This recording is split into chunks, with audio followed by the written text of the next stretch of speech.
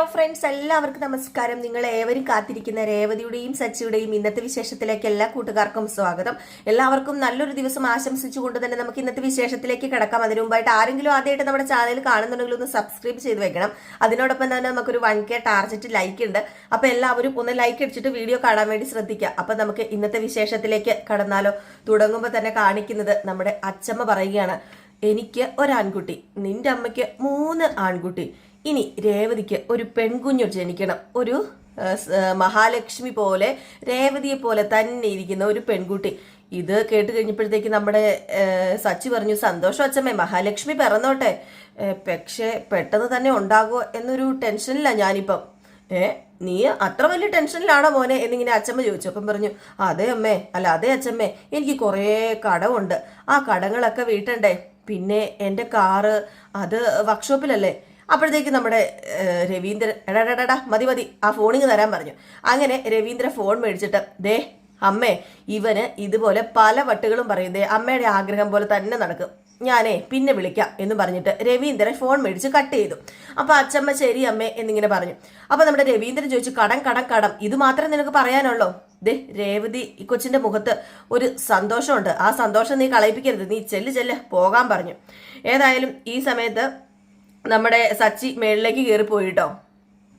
ഇതൊക്കെ കേട്ട് കഴിഞ്ഞപ്പോഴത്തേക്ക് നമ്മുടെ ചന്ദ്രയുടെ നിയന്ത്രണം വിട്ടു. ചന്ദ്ര ശ്രുതിയുടെ അടുത്ത് വന്നിട്ട് പറഞ്ഞു, ഇങ്ങനെ നിക്ക്, കണ്ടു പഠിക്ക്, എന്താ മോനെ ഇത് എന്നിങ്ങനെ ശ്രുതിയോട് ചോദിച്ചു. ശ്രുതി ഇത് കേട്ട ഉടനെ തന്നെ മേളിലേക്ക് കയറി പോയിട്ടോ, കാരണം ശ്രുതിക്ക് വേറൊന്നും പറയാനില്ല.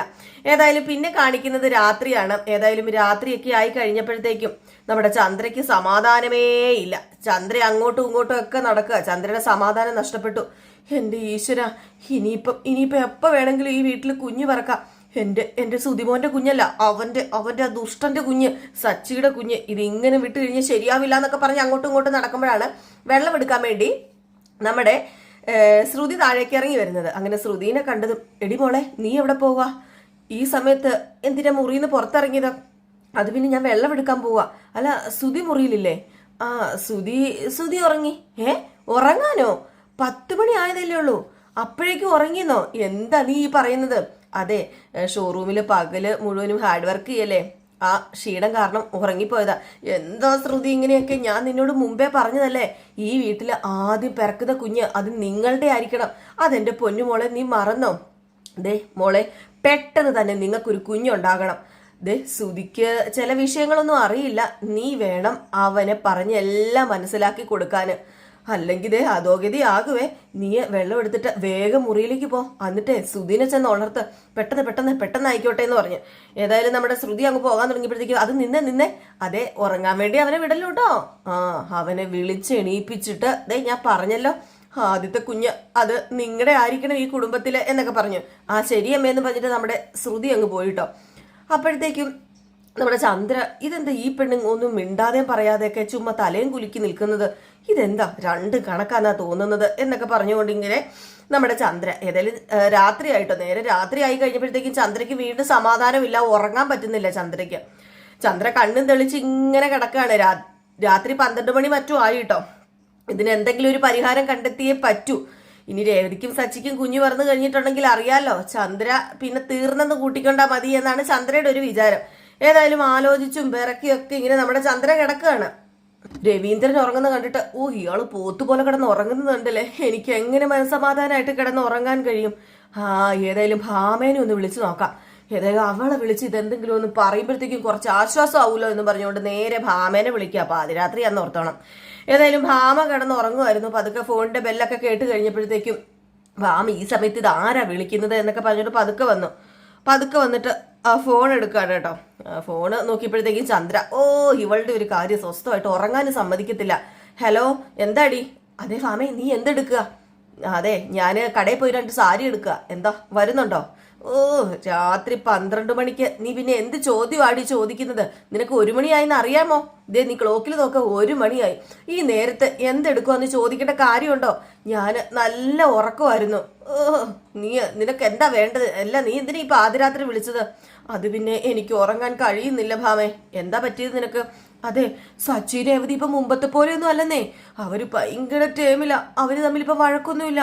അവരെന്ത് സ്നേഹമാണെന്നറിയാമോ, എപ്പം നോക്കിയാലും കളിയും ചിരിയും. ഇത് കാരണം എനിക്ക് ഉറക്കം വരുന്നില്ല ഭാമേ. ഓഹോ മഹാഭാവി, മകനും മരുമകളും സന്തോഷമായിട്ട് കഴിയുന്നത് കണ്ടിട്ട് സന്തോഷം വരുന്നില്ല എന്ന് പറയുന്നത്, ഇവളെ എന്താ ചെയ്യേണ്ടതെന്ന് ഇങ്ങനെ മനസ്സിൽ വിചാരിച്ചു. അപ്പോഴത്തേക്കും ചന്ദ്രൻ, അതെ ഭാമേ, നീ എന്താ മിണ്ടാത്തത്? അത് പിന്നെ അതിനിപ്പോ ഞാൻ എന്താ ചെയ്യേണ്ടത്?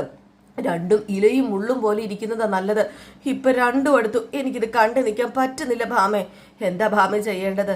എന്തെങ്കിലും ഒരു വഴി പറഞ്ഞതാ. രണ്ടുപേരെയും എങ്ങനെയെങ്കിലും അകറ്റണം, രണ്ടുപേരെയും ഒന്ന് പിരിക്കണം. അല്ല, കളിയും ചിരിയും ഉണ്ടെങ്കിൽ രണ്ടുപേരും അകന്ന് തന്നെയല്ലേ ഇരിക്കുന്നത്. പിന്നെ അതൊക്കെ പണ്ട്. ഇപ്പൊ അവർ ഒന്നായി ഭാമയെ. നമ്മൾ വിചാരിക്കുന്ന പോലെയൊന്നും അല്ല കാര്യങ്ങള്. അവന്റെ നോട്ടവും ഭാവവും ഒക്കെ കാണുമ്പോൾ ഉറപ്പാ അവരൊന്നായി കഴിഞ്ഞു. രേവതി പെട്ടെന്ന് തന്നെ ഒരു കുഞ്ഞിനെ പ്രസവിക്കും എന്നുള്ള ഒരു പേടിയുണ്ട് എനിക്ക്. കുറച്ച് നാളത്തേക്കെങ്കിലും രണ്ടുപേരെയും അകറ്റി നിർത്തണം. അവരൊന്നാകാൻ പാടില്ല. അതിന് എന്താ ഭാമ ചെയ്യേണ്ടത്? നീ ഒരു ഐഡിയ പറഞ്ഞതാ, അതിന് ഞാൻ നിന്നെ വിളിച്ചത്. പിന്നെ ഈ നട്ടപ്പാതിരയ്ക്ക് ഞാനിവിടെ ഐഡിയ വെക്കാൻ വേണ്ടി വെച്ചേക്കല്ലേ?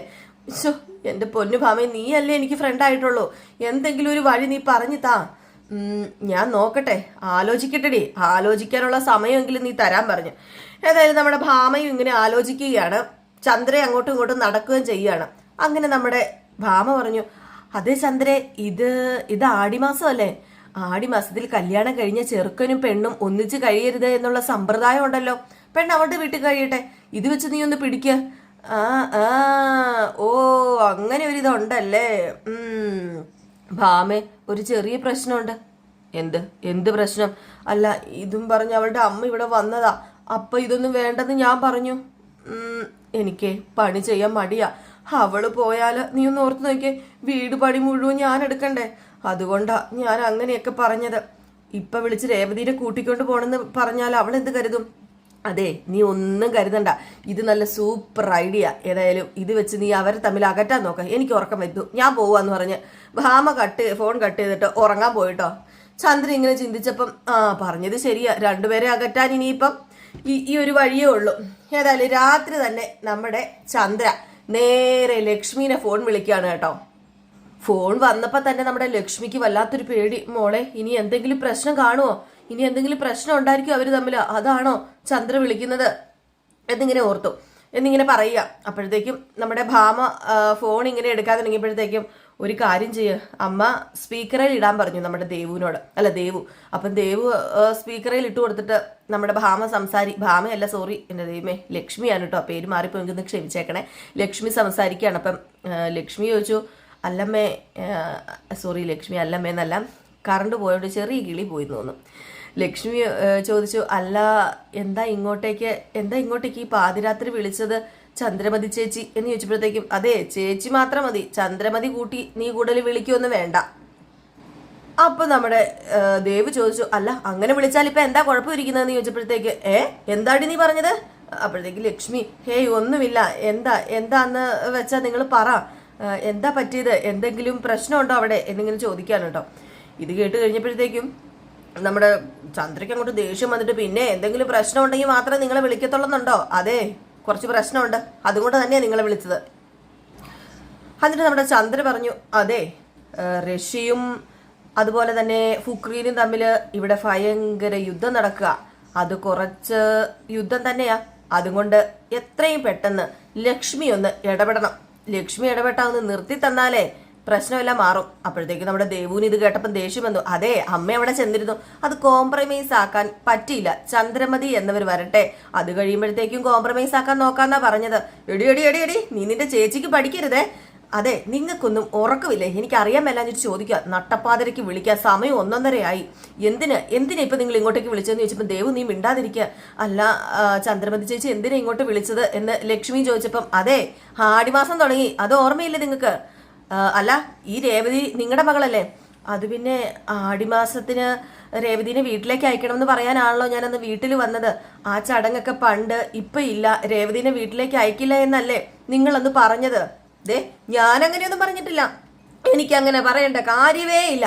പറഞ്ഞിരുന്നു, ദേ പച്ചക്കള്ളം പറയരുത് കേട്ടോ എന്ന് നമ്മുടെ ദേവു ചോദിച്ചു. അപ്പം പറഞ്ഞു, പിന്നെ അത് ഞാൻ എന്തെങ്കിലും ആലോചിച്ചിട്ട് പറഞ്ഞതായിരിക്കും, ഞാൻ വേറെന്തോ ചിന്തിച്ചോണ്ടിരുന്നപ്പോ പറഞ്ഞായിരിക്കും. അതെ, കല്യാണം കഴിഞ്ഞ് ആദ്യമായിട്ട് വരുന്ന ആടിമാസമാ. പെണ്ണ് ഈ മാസം എവിടെയാ നിൽക്കേണ്ടത്? പെണ്ണിന്റെ വീട്ടില്. ആചാരം തെറ്റിച്ച് പെണ്ണ് ഇവിടെ നിന്നാലേ നാട്ടുകാർ അതും ഇതുമൊക്കെ പറയും. അതെനിക്കറിയാം ചന്ദ്രമതി ചേച്ചി. ഞങ്ങള് എപ്പോഴാ രേവതിനെ കൂട്ടാൻ വരേണ്ടത്? അതെ, ഇപ്പൊ തന്നെ ഇങ്ങോട്ട് പോന്നോ? ഇപ്പൊ തന്നെ ഒരു ഓട്ടോ വിളിച്ച് ഇങ്ങോട്ടേക്ക് വാ. ഇപ്പോഴോ? ഇപ്പോഴ്. അതെ, ഞാനൊരു കാര്യം പറയാം. ഇതൊക്കെ നീ പ്രത്യേകിച്ച് എടുത്ത് ചോദിക്കണോ? നാളെ രാവിലെ കൂട്ടിക്കൊണ്ട് പോകാൻ വരാനാ പറഞ്ഞത്. അത് പിന്നെ നാളെ ശരിയല്ല, മറ്റന്നാൾ വന്ന് ഞാൻ കൂട്ടിക്കൊണ്ട് വരാം. നാളെ ശരിയല്ലേ? നാളും പേരും ഒന്നും നോക്കേണ്ട കാര്യമൊന്നുമില്ല. കാട്ടുകോഴികൾക്ക് എന്ത് ശനി സംക്രാന്തി? അതെ, ഒന്നുമില്ലാത്ത നിങ്ങൾക്ക് എന്ത് നാളും ഗോളും ഒക്കെയാന്നാ ഞാൻ ചോദിച്ചത്. നാളെ തന്നെ ഇവിടെ വരണം. രാവിലെ വന്ന് അവളെ കൂട്ടിക്കൊണ്ട് പോയിരിക്കണം. എനിക്ക് അത്ര മാത്രമേ പറയാനുള്ളൂ. ഇല്ലെങ്കിലേ അവളെ ഞാൻ ഇവിടെ നിറക്കി വിടും നാളെ രാവിലെ. അത് പിന്നെ വേണ്ട ചന്ദ്രമതി ചേച്ചി, നാളെ വന്ന് ഞാൻ അവളെ കൂട്ടിക്കൊണ്ട് പോന്നോളാം. വാ വാ വാ, അങ്ങനെ നീ വഴിക്ക് വാ എന്ന് പറഞ്ഞ് ഫോണും കട്ട് ചെയ്തു കേട്ടോ. അങ്ങനെ നമ്മുടെ ദേവു പറഞ്ഞു, അവര് വല്ലാണ്ട് ഓവർ ആവുന്നുണ്ടമ്മേ. അമ്മ എന്തിനാ അവരോട് പേടിയോടെ സംസാരിക്കുന്നത്? അത് പിന്നെ എല്ലാം ആലോചിക്കണ്ടേ മോളെ. രേവതി ആ വീട്ടിൽ കഴിയുന്ന ഒരാളല്ലേ. ചന്ദ്രമതിനെ പിണക്കാതിരിക്കുന്നതല്ലേ നല്ലത്. ഈ അമ്മയുടെയൊക്കെ ഒരു കാര്യം. എനിക്ക് നല്ല കലിയാ ആ സ്ത്രീയുടെ സൗണ്ട് കേട്ടപ്പം വന്നത്. ഒറ്റ ഓർണം പൊട്ടിക്കാൻ ആരും ഇല്ലാഞ്ഞിട്ട്. മോളൊരു കാര്യം ചെയ്യേ, മോള് പോയി കിടക്ക്. നാളെ രാവിലെ തന്നെ നമുക്ക് ചേച്ചിനെ വിളിക്കാൻ പോകണ്ടേ എന്നൊക്കെ പറഞ്ഞു. ഏതായാലും ലക്ഷ്മി ഇങ്ങനെ ഫോണൊക്കെ വെച്ച് ഇങ്ങനെ ഇരിക്കുകയാണ്. ലക്ഷ്മിയുടെ ഉറക്കവും നഷ്ടപ്പെട്ടെന്ന് കൂട്ടിക്കൊണ്ടാൽ മതി. കാരണം ഇങ്ങനെയൊക്കെ വിളിച്ച് പറയുമ്പോൾ പാതിരാത്രി ആരുടെ ഉറക്കവും നഷ്ടപ്പെടാതിരിക്കുന്നത്. പിന്നെ നേരെ പരപര വെളുത്തു നമ്മുടെ രേവതിനെയാണ് കാണിക്കുന്നത്. അങ്ങനെ ചന്ദ്ര വന്നിട്ട് ചോദിച്ചു, അല്ല നീ ഭക്ഷണമൊക്കെ ഉണ്ടാക്കിയോ? ഒക്കെ റെഡിയാക്കിയോ അമ്മേ? പാത്രമൊക്കെ കഴുകി വെക്ക. അതും കഴുകി വെച്ചമ്മേ. പാത്രമൊക്കെ എല്ലാം കഴുകി. എങ്കിൽ പിന്നെ നീ അവിടെ നിൽക്കേ. അല്ലെ, ഇതൊക്കെ എന്താ ഇവിടെ നിരത്തി വെച്ചിരിക്കുന്നത്? ഇതെല്ലാം എടുത്തു മുകളിൽ അടുക്കി വെക്കാൻ പറഞ്ഞു. ഏതായാലും നമ്മുടെ ചന്ദ്ര പറയുന്നത് കേട്ടിട്ട് രേവതി അതെല്ലാം മുകളിലേക്ക് അടുക്കുകയാണ്. അപ്പോഴത്തേക്ക് ചന്ദ്ര പറഞ്ഞു, അതെ ഇനി ഇഡ്ഡലിയുടെ മാവ് അരച്ചു വെക്ക്. അത് പിന്നെ നാളത്തേക്കുള്ളത് ഞാൻ അരച്ചു വെച്ചിട്ടുണ്ടമ്മേ. അത് പിന്നെ നാളെ കഴിഞ്ഞ് എന്താ ഞങ്ങള് പട്ടിണി കിടക്കണം? ഇപ്പൊ തന്നെ അരയ്ക്കാനാ പറഞ്ഞത്. 2 ആഴ്ചത്തേക്കുള്ള ഇഡലി മാവ് ഇപ്പൊ തന്നെ അരച്ചു വെക്കണം. അയ്യോ അമ്മേ, അത് പുളിച്ചു പോകും അമ്മേ. നീ എന്നെ പഠിപ്പിക്കൊന്നും വേണ്ട. ഫ്രിഡ്ജിൽ വെച്ചാൽ അത് പുളിച്ചൊന്നും പോവില്ല. അല്ല, എന്നാ ഇപ്പം അരയ്ക്കണമെങ്കിൽ നേരത്തെ ഉഴുന്നുവരിയൊക്കെ വെള്ളത്തിലിട്ട് വെക്കണ്ടേ? അതൊക്കെ ഞാൻ വെള്ളത്തിൽ ഇട്ട് വെച്ചിട്ടുണ്ട്. ആ ഉണ്ട കണ്ണുകൊണ്ട് അങ്ങോട്ട് നോക്കി അവിടെ ഇരിക്കുന്ന കണ്ടോന്ന് ചോദിച്ചു. അപ്പൊ ശരിയാണേ, നമ്മുടെ ചന്ദ്ര ഉഴുന്നുവരിയെല്ലാം അവിടെ വെള്ളത്തിലിട്ട് വെച്ചേക്കുമായിരുന്നു. ഇതൊക്കെ കണ്ടിട്ട് എന്തോ ഒരു ചെറിയ പന്തുകേട് നമ്മുടെ രേവതിക്ക് തോന്നുന്നു. അപ്പൊ രേവതി ഇങ്ങനെ നോക്കിയപ്പം, അല്ല എന്താ നീ ഇങ്ങനെ നോക്കുന്നത്? അല്ല അമ്മ പുറത്തെവിടെയെങ്കിലും പോകുന്നുണ്ടോ? എന്താ ഞാൻ വീട്ടിൽ നിൽക്കുന്നത് നിനക്ക് പിടിക്കുന്നില്ലേ?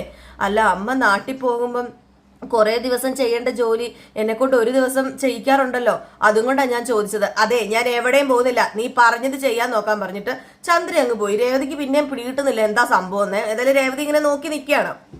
ഈ സമയത്ത് നമ്മുടെ ലക്ഷ്മി എത്താണ്. അപ്പൊ ലക്ഷ്മി വരുന്ന ആ ഒരു വണ്ടിയുടെ ഓട്ടോയുടെ ശബ്ദം കേട്ടതും പെട്ടെന്ന് രേവതി വന്നു. രേവതി ഉണ്ട്, നമ്മുടെ രവീന്ദ്രനും ഉണ്ട് കേട്ടോ. അപ്പൊ രേവതി അച്ഛ അമ്മ എന്നും പറഞ്ഞു ഓടി അങ്ങോട്ടേക്ക് ചെല്ലുക. അപ്പോഴത്തേക്ക് മോക്ക് സുഖമല്ലേ എന്നൊക്കെ ചോദിക്കുന്നുണ്ട്. കയ്യിൽ എന്തോ വീക്ക് ഷോപ്പറിൽ എന്തോ പൊതിയൊക്കെ ഉണ്ട്. അപ്പൊ നമ്മുടെ രവീന്ദ്രൻ, ഇതാരും ലക്ഷ്മിയോ? രണ്ടുപേർക്ക് സുഖമല്ലേ? സുഖമായിട്ടിരിക്കുന്ന രവിയേട്ടാ. അല്ല മോളെ, നീ നന്നായിട്ട് പഠിക്കുന്നില്ലേ? ഉണ്ടച്ചാ. ചന്ദ്ര ഇങ്ങോട്ടേക്ക് നോക്കി, ഇത് ആരാ വന്നിരിക്കുന്നത് നോക്കിയെന്ന് പറഞ്ഞു. ഏതായാലും ചന്ദ്ര ഇത് കണ്ടിട്ട്, എന്റെ കണ്ണിൽ വേറെ ഒന്നും ഇരിപ്പില്ല, ഞാൻ കണ്ടു ആരാ വന്നേക്കുന്നതെന്ന്. അപ്പോഴേക്കും നമ്മുടെ ചന്ദ്രയല്ല ലക്ഷ്മിയോട് രവീന്ദ്രൻ പറഞ്ഞു ചെല്ലാൻ പറഞ്ഞു ചന്ദ്രയുടെ അടുത്തേക്ക്. അപ്പം ലക്ഷ്മി ഒരു പൊതി കൊണ്ട് കൊടുത്തിട്ട്, ഇത് മേടിക്കാൻ പറഞ്ഞ ആ പൊതി കൊടുക്കുകയാണ് കേട്ടോ. ആ പൊതി കൊടുത്തു കഴിഞ്ഞപ്പോഴത്തേക്ക് നമ്മുടെ ചന്ദ്ര അത് മേടിക്കുകയും ചെയ്തു. പതിവില്ലാതെയാണ് ചന്ദ്ര അത് മേടിച്ചത് കേട്ടോ.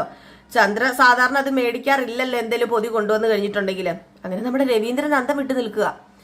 അപ്പം രവീന്ദ്രൻ പറഞ്ഞു, മോളൊരു കാര്യം ചെയ്യാം, അമ്മയ്ക്കും ദേവുവിനും കോഫി കൊടുക്ക. എനിക്ക് വേണ്ട രവിയേട്ടാ, മോളെ കോഫി ഒന്നും എടുക്കാൻ നിൽക്കണ്ടെന്ന് പറഞ്ഞു കേട്ടോ. ഏതായാലും അത് മേടിച്ചപ്പോൾ തന്നെ ലക്ഷ്മിക്ക് കുറച്ച് സമാധാനമായി ആ പലഹാരപ്പൊതി. എന്നിട്ട് ലക്ഷ്മി പറഞ്ഞു, അതേ രവിയേട്ടാ, ഞങ്ങൾ കോഫി കുടിച്ചിട്ടാ വന്നത്. എങ്കിൽ പിന്നെ അങ്ങോട്ട് ഇരിക്കും ലക്ഷ്മി എന്ന് പറഞ്ഞ് നമ്മുടെ ലക്ഷ്മിയോട് ഇരിക്കാൻ പറഞ്ഞു. ലക്ഷ്മി അവിടെ ഇരിക്കുകയാണ്, ദേവു അവിടെ ഇരിക്കുകയാണ്. അപ്പോഴത്തേക്ക് നമ്മുടെ ശ്രീകാന്ത് വന്നു. ശ്രീകാന്ത് വന്നതും നമ്മുടെ ചന്ദ്ര ചോദിച്ചു, അല്ല നീ എന്തിനാ പോവാതെ ഇപ്പൊ ഇവിടെ നിൽക്കുന്നത് എന്നിങ്ങനെ ചോദിച്ചു. അപ്പോഴത്തേക്ക് നമ്മുടെ ശ്രീകാന്ത് നേരെ ദേവുവിന്റെ അടുത്തേക്ക് ചെന്നപ്പോഴത്തേക്കും ചന്ദ്ര ദഹിക്കാത്ത രീതിയിൽ നോക്കുകയാണ് കേട്ടോ. അപ്പം ദേവുവിനോട് ശ്രീകാന്ത് ചോദിച്ചു, അല്ല ഒരു മുന്നറിയിപ്പും ഇല്ലാതെ എന്താ ഇങ്ങോട്ടേക്ക് വന്നത് എന്നിങ്ങനെ ചോദിച്ചു. അല്ല നീ എന്താ ഇപ്പം ചാറ്റിംഗ് ഒന്നും ചെയ്യാറില്ലല്ലോ ദേവു എന്ന് പറഞ്ഞപ്പോഴത്തേക്കും, അല്ല എന്തിനാടാ അവള് നിന്നെ ചാറ്റ് ചെയ്യുകയും അവളോട് നിന്നോടെല്ലാം പറയുകയും ചെയ്യുന്നത്? ഒരു ചാറ്റിങ്, അതെ നീ റെസ്റ്റോറന്റിൽ പോകാൻ നോക്ക്. ഇവർ വന്നല്ലേ ഉള്ളൂ അമ്മേ, അപ്പൊ ഞാൻ എങ്ങനെ ഇപ്പൊ പോകുന്നത്? കുറച്ച് കഴിഞ്ഞ് ഞാൻ പൊക്കോളാം റെസ്റ്റോറന്റിൽ എന്നിങ്ങനെ പറഞ്ഞിട്ട് നമ്മുടെ ശ്രീകാന്ത് അവിടെ നിന്നു. അപ്പൊ ലക്ഷ്മി പറഞ്ഞു, അത് പിന്നെ രവിയേട്ടാ, ഞങ്ങള് രേവതിനെ കൂട്ടിക്കൊണ്ട് പോകാൻ വന്നതാ. ഇത് ആടിമാസമല്ലേ വരാൻ പോകുന്നത്. അവള് കുറച്ച് ദിവസം ഞങ്ങളുടെ വീട്ടിൽ നിൽക്കട്ടെ. എന്താ ലക്ഷ്മി ഇത്, കാലം മാറിയില്ലേ? എന്തൊക്കെ കാലം മാറിയെന്ന് പറഞ്ഞാലും അങ്ങനെ ഒരു സമ്പ്രദായം ഉണ്ടല്ലോ.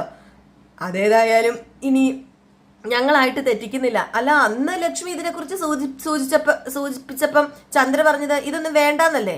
അപ്പൊ പിന്നെ ചന്ദ്ര സമ്മതിക്കുന്നു തോന്നുന്നില്ല എന്ന് പറഞ്ഞു.